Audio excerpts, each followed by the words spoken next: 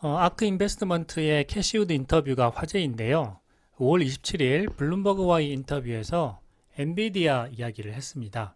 지금 주가가 폭등한 엔비디아 주주들과 주가가 지지부진한 테슬라 주주들 사이에서 이 인터뷰가 정말 뜨거운 감자가 되었는데요.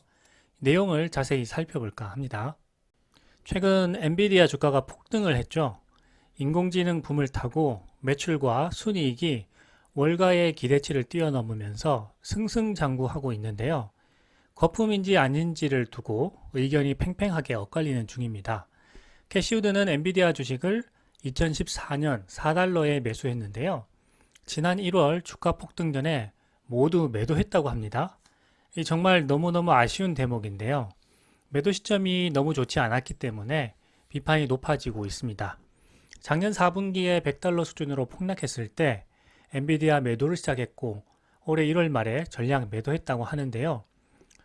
엔비디아 주가는 최근 3배가량 오르게 되었죠. 결과적으로 주가 폭등의 수혜를 전혀 얻지 못했기 때문에 비판을 받고 있습니다. 2022년 10월 14일 연준의 기준금리 인상과 경기 침체 우려로 시장의 공포가 극에 달했을 때 엔비디아 주가는 112달러까지 떨어졌습니다. 그런데 불과 7개월 만에 389달러로 폭등하게 된 거죠.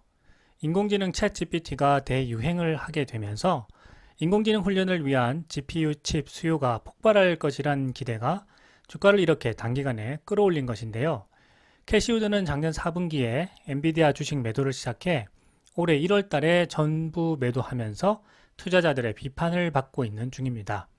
아크 ETF가 이 수혜를 전혀 받지 못하게 되어 정말 안타까운 일이 발생했는데요. 오늘 인터뷰에서 캐시우드에게 자세한 이유를 물었습니다. 캐시우드는 인공지능 분야 기업들의 상대적 가치에 대해서 분석하고 있는데요. 엔비디아는 주가가 현재 매출의 25배로 평가받고 있지만 테슬라는 주가가 매출의 6배로 평가받고 있어서 테슬라의 매출 대비 주가가 엔비디아보다 훨씬 매력적이라는 이야기를 했습니다. 아크 인베스트먼트가 엔비디아를 매도한 것은 향후 5년 동안 연평균 수익률이 15% 이상 기대할 수 없어서라고 했는데요. 주가를 기준으로 판단한다면 잘못된 판단이 되겠지만 당시 객관적 자료를 기준으로 판단했다면 나름 논리적인 판단이라고 할 수도 있을 것 같습니다. 엔비디아는 대표적인 GPU 기업이죠. 캐시우드는 GPU 공급과 수요가 경기에 따라서 달라지는 순환 사이클을 탄다고 이야기했는데요. 때로는 공급이 수요에 비해서 턱없이 부족하고 때로는 공급이 수요에 비해서 넘쳐나서 문제가 된다고 했는데요. 지금 시장은 챗 GPT 출현으로 인공지능에 대한 관심이 매우 높아졌기 때문에 앞으로도 수요가 계속해서 높을 것으로 생각할 수도 있지만 현실에서는 그렇지 않을 수도 있다는 것이죠. 전기차에 대한 인기가 높을 때는 계속해서 수요가 상승할 것 같지만 막상 금리가 오르고 경기 침체 우려가 발생할 때는 전기차에 대한 기대가 낮아지고 주가가 폭락하기도 하죠. 전기차로의 전환이 앞으로 계속될 텐데도 불구하고 테슬라의 주가가 요동쳤던 것과 마찬가지로 말이죠. 캐시우드가 하는 이야기가 이런 맥락인 것 같습니다. 그리고 빅테크에 대한 이야기를 하는데요. 테슬라는 자체적으로 개발한 도조 칩으로 인공지능 자율주행 신경망 훈련을 하고 있죠. 구글은 지난달 인공지능 전용 반도체인 TPU, 텐서 프로세싱 유닛 4000개를 탑재한 슈퍼컴퓨터 TPU 4세대를 공개했습니다. 슈퍼컴퓨터의 성능에 대해서 자신만만하게 이야기했는데요. 엔비디아 A100 칩보다 속도는 1.2배에서 1.7배가량 빠르고 전력 효율은 1.3배에서 1.9배가량 높다라고 밝혔습니다. 페이스북과 인스타그램을 운영하는 메타 플랫폼은 지난 18일에 자체적으로 설계한 고성능 반도체 칩 MSVP와 MTIA를 공개했는데요. MSVP는 고화질 동영상 처리에 특화되어 있고요. MTIA는 고화질 인공지능 작업에 최적화된 반도체 칩입니다. 하루 평균 40억 건의 영상이 페이스북에서 재생되고 있기 때문에 동영상을 처리하기 위해서는 이 효율성을 극적으로 높여야 하죠. 그래서 반도체 칩을 직접 개발하고 있다라고 밝혔습니다. 메타 플랫폼은 인공지능의 콘텐츠에 대한 이해도를 높여야 하고 뉴스피드나 광고 순위 책정 능력도 높여야 하기 때문에 이런 부분에서 딥러닝 모델이 중요한 역할을 담당하고 있습니다. 인공지능 모델의 크기와 복잡성도 커져서 더 많은 메모리와 컴퓨팅 파워가 필요해지게 되면서 기성품인 엔비디아 칩보다는 효율성이 높은 자체 개발 칩을 사용하게 되었다고 설명했습니다. 이렇듯 빅테크 기업들은 기성품인 엔비디아 칩보다 더 효율적이고 성능이 좋은 칩을 필요로 하고 있고 실제로 직접 개발에 나서면서 설계 능력도 아주 향상되고 있는데요. 엔비디아에게 의존하지 않고 직접 반도체 칩 설계와 개발을 하고 있는 상황입니다. 물론 대규모 데이터 센터를 구축하기 위해서는 엔비디아의 GPU가 대량으로 필요한 것도 사실입니다. 그런데 엔비디아 입장에서는 수요가 늘어난다고 해서 무작정 생산 시설을 늘릴 수는 없는 입장인데요. 바로 작년만 하더라도 경기 침체가 오기 때문에 기업들의 반도체와 GPU 수요가 줄어들 거란 우려가 커졌고 그래서 엔비디아 주가가 폭락했던 것이죠. 엔비디아 입장에서 만약 생산 캐파를 대량으로 늘렸는데 수요가 감소하게 되면 재고가 늘어나고 비용이 증가해서 이익이 감소하게 될 수도 있습니다. 그래서 무작정 공급을 늘릴 수도 없는 한계점을 가지고 있기 때문에 캐시우드가 이러한 현실적인 측면을 이야기하고 있는 것입니다. 이런 메커니즘에 대해서 이해를 하지 못하는 투자자들이 많기 때문에 주가가 올랐는데 주식을 팔았으니 바보가 아니냐는 단순한 비판이 많아지기도 하는 거죠. 투자가 그래서 참 어렵습니다. 피터 린치도 단기적으로 금리와 주가를 예측할 수 없기 때문에 기업을 잘 알아야 한다고 수십 번 강조하기도 했죠. 그래서 이번 캐시우드의 인터뷰는 그런 측면에서 생각해 볼 필요가 있는 것 같습니다. 캐시우드는 메타 플랫폼은 더 적은 컴퓨팅 파워로 많은 데이터를 처리할 수 있는 라마 모델을 개발하고 있다고 했는데요. 앵커는 뒤이어서 투자자들의 입장에 대해서 질문을 합니다. 아크 ETF에 투자한 많은 사람들이 이번 엔비디아 주가 폭등 수익을 누릴 수 없게 되어서 크게 실망했을 것 같다라고 했는데요. 캐시우드는 이 부분에 대해서도 다음과 같이 설명했습니다. 아크 인베스트먼트는 2014년부터 2021년까지 엔비디아를 분석하고 매수해야 한다고 이야기했지만 이제는 고평가 영역에 들어갔기 때문에 인공지능을 다루는 다른 기업으로 투자를 옮기는 상황이라고 했습니다. 앵커는 캐시우드가 테슬라와 xAI에 집중하는 이유에 대해서 물어보는데요. 테슬라의 자율주행 로보택시 네트워크는 웨이모와 다른 자율주행 기업들이 지금까지 쌓아온 주행거리 데이터를 합친 것보다도 훨씬 더 많은 데이터를 가지고 있기 때문에 테슬라가 자율주행 인공지능 분야의 선두 기업이며 앞으로도 승자 독식의 구조에서 승자가 될 것이라고 했습니다. 이 부분은 정말 제대로 평가하고 있는 것 같은데요. 미국에서는 테슬라가 승자가 될 것을 예상하고 있고 2030년까지 전 세계 로보택시 매출은 8조 달러에서 10조 달러 시장이 될 것이라고 예상했습니다. 이 자율주행 로보택시 시장 규모가 정말 어마어마하죠. 캐시우드의 말대로만 된다면 당연히 엔비디아를 팔고 테슬라를 매수하는 것이 맞다는 생각이 드는데요. 일론 머스크는 주주총회가 끝나고 CNBC와 가진 인터뷰에서 캐시우드가 지나치게 긍정적이라고 생각했지만 지나고 보니 그 말들이 다 맞았다라는 이야기를 했습니다. 그렇다면 일론 머스크의 말을 기반으로 해서 행복한 상상을 한번 해봄직합니다. 캐시우드는 테슬라에 대한 긍정적인 평가를 계속하는데요. 일론 머스크의 말처럼 테슬라는 인공지능 분야에서 최고의 기업이고요. 인공지능을 제조 분야에 활용해서 효율적인 생산 라인을 구축하고 있고 현실에서 이것을 실제 이루어가는 기업이기 때문에 매출의 25배로 평가받는 엔비디아보다 매출의 6배로 평가받고 있는 테슬라에 투자하는 것이 아크 인베스트먼트의 투자 아이디어라고 했습니다. 올해 주주총회 이후 일론 머스크가 CNBC와 했던 인터뷰 내용 중에서 중요한 부분을 다시 한번 살펴보면서 캐시우드의 인터뷰 내용과 비교해 보면 어떨까 합니다.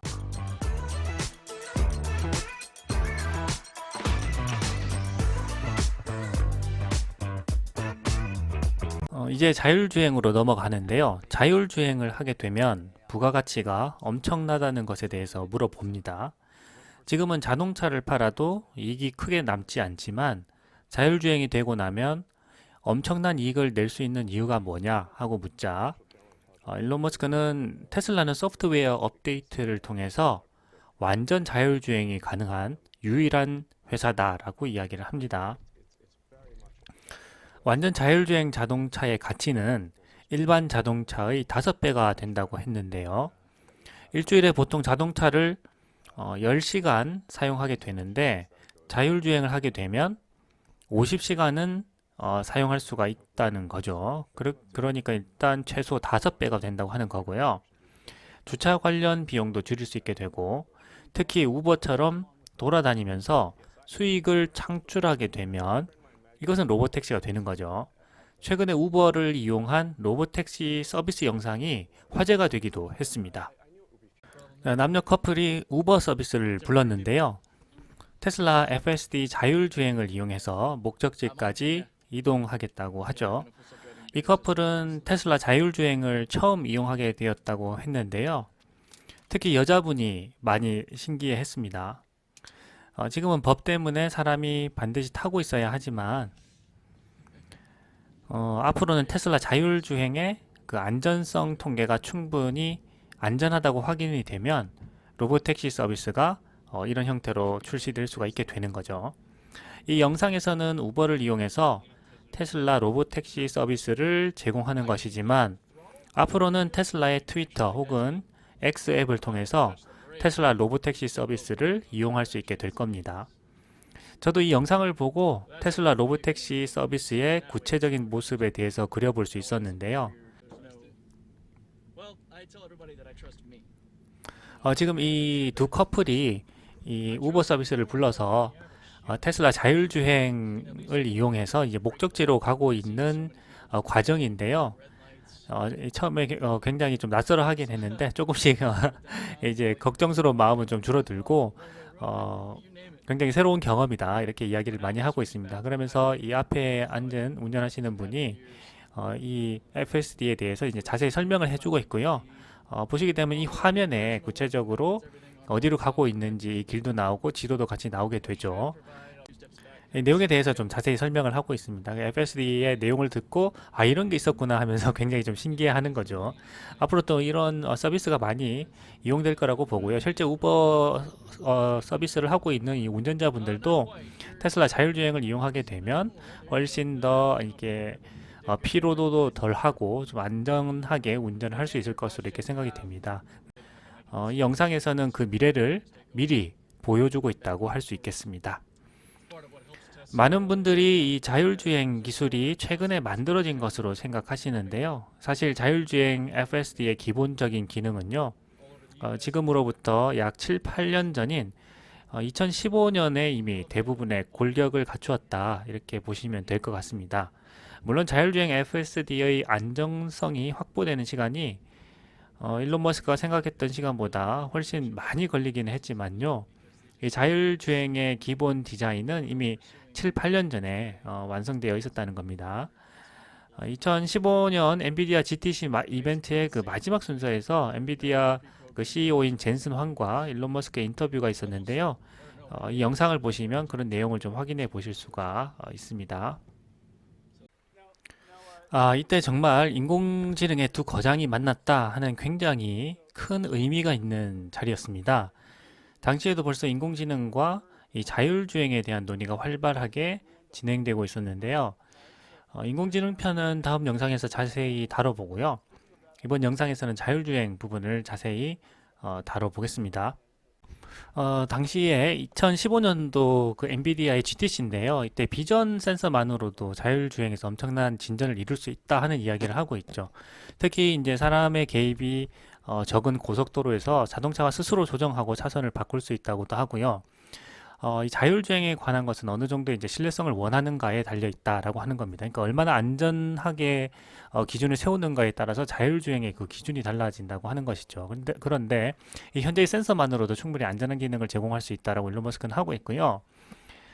그런데 이 많은 사람들이 기대하는 그런 신뢰 수준까지는 아니라는 거죠. 이 차선 표시도 없고 30마일 이하의 복잡한 도시 환경에서는 아직은 조금 무리가 있다. 그런 측면에서는 문제가 발생할 수 있기 때문에 이 문제 해결을 위해서는 더 큰 센서 제품군이 필요하고 더 많은 컴퓨팅 성능이 필요하다라고 이야기를 했죠. 자, 그래서 그 당시에 지금 이 영상이 2015년인데요. 이 2015년부터 이 엔비디아가 그 가속 컴퓨팅을 계속해서 개발을 하게 되죠. 그래서 올해 이제 GTC에서 2023년 GTC에서 보여준 것은 정말 이제 놀라운 성능의 그 컴퓨팅 파워를 이제 보여주게 되었는데요. 이 가속 컴퓨팅이 곧 이런 테슬라의 그 자율주행의 이런 발전을 굉장히 도왔다 이렇게도 볼 수가 있을 것 같습니다. 그래서 이제 젠슨왕이 또 물어보죠. 이제 여러 가지 아직 문제점들이 있는데 어떤 것들을 조금 더 해결하면은 좋을 것 같은지 뭐 이런 내용에 대해서 좀 물어보니까요. 일론 머스크는 이 FSD 자체에 대해서는 그 어려운 점은 없다 이렇게 이야기를 하고 있고 까다로운 것은 아무래도 이제 그 복잡한 도시 시내를 달리는 거죠. 속도가 아주 느린 거는 뭐 상관없지만 그 중간 정도의 이제 속도로 달리게 되면 그게 이제 가장 좀 어려운 부분이다. 당시에 이제 그렇게 파악을 하고 있습니다. 그래서 그 당시에 그 소닉 센서만으로는 굉장히 가까운 거리만 할 수 있고 속도가 굉장히 느려야 되기 때문에 이 카메라 비전을 이용해서 하려고 하면은 이 센서가 일단 조금 더 발달해야 된다 이런 이야기를 조금 하고 있고요. 7년 8년이 지난 지금 시점에서 보게 되면 이런 센서라든지 메모리 처리 속도라든지 컴퓨팅 파워가 굉장히 좀 빨라졌기 때문에 현재 굉장히 높은 수준의 그 FSD 베타 버전이 완성되는 데까지 엔비디아의 역할도 굉장히 컸다 이렇게 볼 수가 있을 것 같습니다. 그래서 일론 머스크는 이 고속 운전, 저속 운전 이런 것들은 쉽다. 이제 고속도로라든지 아주 천천히 움직이는 것은 쉽다. 당시에도 FSD도 충분히 할 수 있다라고 했지만 중간 정도의 속도, 도시에서 복잡한 환경을 달리는 것은 당시에는 조금 어려웠다라고 돼 있는데 지금은 많이 발전해서 굉장히 잘 하고 있죠. 테슬라 FSD에 대한 이런 자신감을 가지고 있습니다. 그래서 몇 년 안에 무엇을 해야 할 것인지에 대해서 정확하게 잘 알고 있다. 화성에 대한 이야기를 당시에 하는데요. 혁신 가면은 뭐 화성에 대한 이야기도 할 수 있고 굉장히 혁신적인 이야기 하는 건 당연하다라고 하면서 당시 시점에서 봤을 때 일론 머스크의 이런 자신감에 대해서 이 젠슨왕도 이렇게까지 빨리 그 FSD를 완성할 것이라고는 좀 생각하지 않았던 것 같아요. 그래서 일론 머스크는 이 경제학적 비용을 당연하게 생각하고 이런 비용을 줄이기 위해서 많은 것들이 또 필요하고 그런 것들을 혁신을 통해서 이뤄갈 수가 있다 이렇게 이야기를 하고 있고요. 이 정부 정책에 대해서 이제 또 이야기를 합니다. 그래서 이제 법적인 부분이 이런 것들 이제 허용해야 되는 거죠. 자, 그런데 이 법적인 부분에서 이 정부 기관이 이 자율주행을 이제 승인하기 위해서는 통계적으로 충분히 안전성이 또 입증돼야 되는 거죠. 그래서 그 시기가 언제쯤 될지를 물어보고 있는 건데요.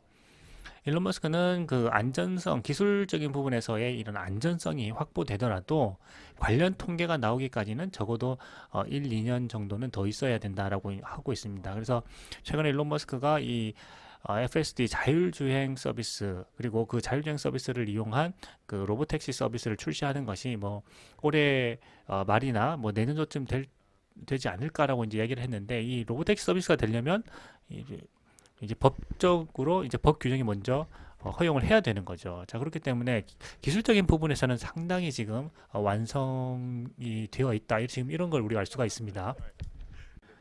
자, 그리고 테슬라의 자율주행이 왜 이렇게 대단한가 하는 것은 다른 내연기관 자동차들이 엄청난 돈을 들이고도 실패했다는 사실에서 금방 알 수가 있는데요.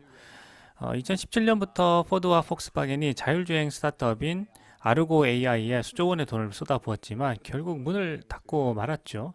이때 포드와 폭스바겐은 자율주행을 위해서는 전기차 전환이 우선이라는 교훈을 정말 엄청난 돈을 쏟아붓고 나서야 알게 되었던 것입니다. Ford Motor Company and a $1 billion investment into self-driving cars.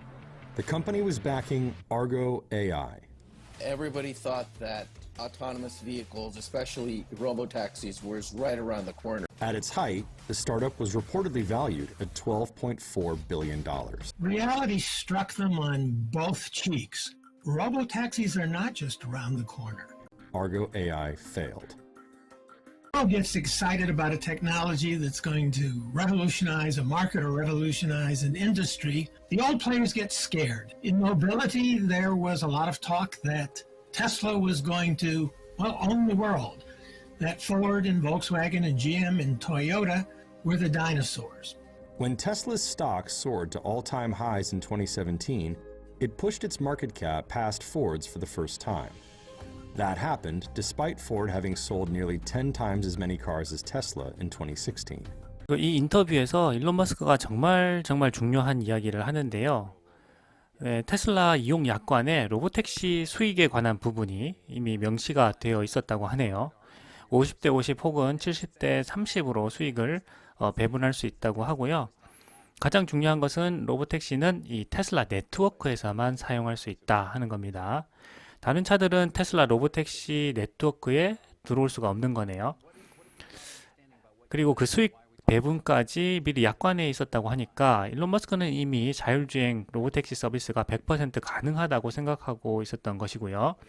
그 시기가 생각보다 굉장히 빨라질 수도 있겠다라는 생각이 듭니다. 정말 이 속도가 굉장히 빠르네요. 이렇게 되면요, 사람들이 로보택시를 이용하기 위해서 테슬라 전기차를 구입하게 될 것이란 말이 분명해 보이는데요. 차의 원래 가치 또는 그 두세 배를 로보택시 수익으로 올릴 수 있게 되기 때문에 이 자율주행의 가치는 엄청난 마진을 남길 것이란 거죠. 일론 머스크가 이 인터뷰에서 정말 구체적으로 이야기해 주고 있어서 저도 인터뷰를 보면서 굉장히 놀랐는데요. 캐시우드는 1년 반 혹은 2년 정도 후에 테슬라의 로보택시 서비스가 출시될 것으로 예상했었습니다. And we think that the productivity gains are going to be astounding and shocking. However, those companies who do not embrace this rapidly enough are probably going to lose competitively. So I would be looking at this more, are they going on this offensively within their own organizations? Do they have proprietary data? And then in terms of solution sets, as you say, these are going to be longer term, right? So Tesla, autonomous taxi platforms, Elon thinks he will launch within the next year. We are thinking within the next 18 months to 2 years. 이렇게 되면요, 정말 중요한 이야기네요. 소프트웨어의 마진을 위해서 이 자동차를 판다는 것입니다. 이 자동차가 중요한 것이 아니고 자율주행 서비스가 중요한 것이기 때문에 자동차를 팔게 된다는 것인데요. 이 엄청난 이야기를 이제야 구체적으로 하는 것입니다. 이제 서비스가 거의 완성되었다 하는 느낌이 드는데요. 마치 프린터를 싸게 팔면서 잉크와 레이저 토너를 비싸게 파는 것과 같은 원리입니다. 그래서 자율주행 로보택시 서비스의 마진은 25%가 아니라 70%도 될 수 있다는 것입니다. 이 70%의 마진을 일론 머스크가 직접 이야기하고 있는 영상을 우리 구독자님들과 함께 보고 있는 것인데요. 지금까지 한 번도 구체적으로 이야기하지 않았었는데 이제는 일론 머스크가 구체적으로 이야기할 정도로 FSD의 완성도가 높아졌다 이렇게 생각해 볼 수가 있겠습니다. 아크 인베스트먼트의 캐시 우드의 분석이 지금까지 가장 정확했다 이렇게 이야기했는데요. 그리고 일론 머스크는 초기에 캐시 우드가 너무 낙관적으로 생각한다라고 보았는데 지나고 보니까 캐시 우드가 가장 정확했다고 합니다. 그렇다면 캐시 우드의 분석이 앞으로도 현실이 될 가능성이 높다고 보여지는데요. 정말 이 테슬라의 성장성이 폭발할 시간이 가까워 왔다 이렇게도 볼 수 있을 것 같습니다. 그리고 정말 중요한 이야기를 했는데요. 로보택시 서비스가 올해 말 혹은 내년에 가능할 것 같다고 했습니다. 왜냐하면 고속도로와 같이 사람의 개입이 거의 없는 구간에서 자율주행이 가능한 시점에 도달했기 때문이다 라고 했는데요. 그래서 텍사스 기가 팩토리가 있는 오스틴에서 그 임의의 위치에서 자율주행을 실험한 결과 이 며칠 동안 아무런 그 운전자 개입 없이도 테슬라 차가 자율주행에 문제가 없었다는 것을 확인했다고 합니다. 버스 전용 차선도 있고 일방 통행 도로도 있었는데 테슬라 자율주행은 전혀 문제가 없었다는 거죠. 뿐만 아니라 트위터 본사가 있는 그 샌프란시스코에서도 문제가 없었고요. 일론 머스크가 이렇게 자율주행에 대해 낙관적으로 생각하는 이유는 무작위로 목적지를 선택하고 며칠 동안 연속으로 이동했어도 전혀 문제가 없는 것을 일론 머스크 자신이 확인했기 때문이라고 했습니다. 작년 11월에 FSD 베타를 북미 전역에 배포하고 나서 지금까지 1억 8천만 마일 이상 베타 도로주행 데이터가 쌓였고요. 큰 문제 없이 잘 진행되고 있다는 것에서 아마도 일론 머스크는 자율주행 FSD 안전성에 관한 통계가 충분히 쌓였다고 판단하는 것 같습니다.